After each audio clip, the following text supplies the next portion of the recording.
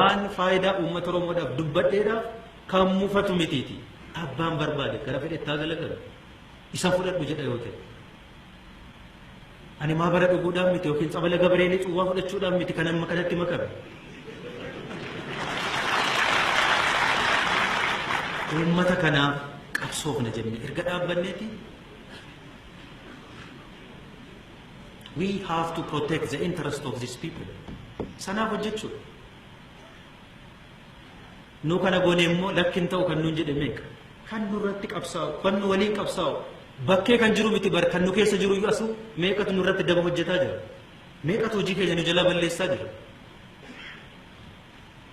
Kana qabsoo keenyaan clear godhuun nurra jira. Clear godhuun nurra jira. Dhaabni kun dhaaba cimaa uummanni kun itti abdatu. Ammallee abdiin godhanne uummanni. Ammallee abdii kan itti godhatu. Mootummaa kanarratti kan abdii godhatu ta'uu danda'utu irra jira. Eenyuun ilaalu eenyuun deddeebisnee dubbannee jira. Uummata haa dhaggeeffannu, uummata wajjiniin haa hojjennu, waan uummanni barbaadu sana haa hojjennu. Waa biraa miti kun. Rocket saayinsii bira haa uumnu, dandeettii keenyaa ol dhimma ta'an jennee miti kana fedhii kan akkasiis hin qabnu nuti.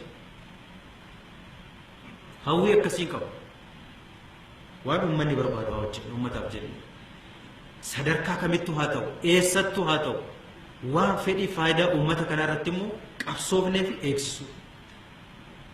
Eenyuun nu gaafate koortii kamitti dhiyaanne waa'ee faayidaa addaa Finfinnee waggaa 25 jalaa cufne irratti uggurree kan keenya eenyuun nu gaafate? Eenyuun nu gaafate? Eenyuu keenya fuulduratti dhaqee bahee deebi'uu qaba jedhee kan falme eenyu?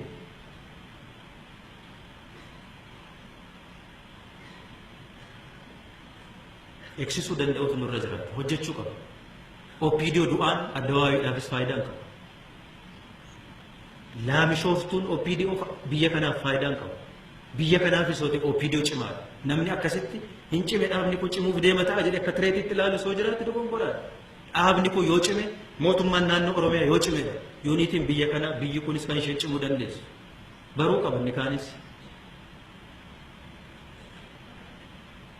Waan intarastii uummata kanaaf wannoo biraan qabnu hojjechuudhaaf wannoo ibnuudhaaf inni kan hamaan ija hamaan nu laaluun qabu.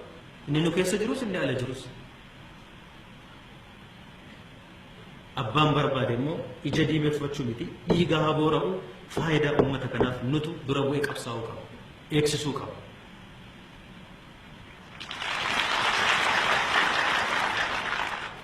Kanaaf an hoggansa keenya cimsaa hoggansa keenya yuunitii hoggansa keenya cimsaa tokkummaa hoggansa keenya cimsaa waan qabanneef immoo ciniinnanne hojjenne uummata kana agarsiisuu danda'utu nurra jiraata. Uummata kana nu wajjin ciniinfatee gubatee rakkate boquutti gadi qabate kana hamma tokko lapheessaa cibsuu danda'utu nurra jiraata hojjenne yoo hojjenne immoo hin danda'a. Uummanni kun uummata nu hubatu dadhabee miti yoo itti dubbanne nu hubata.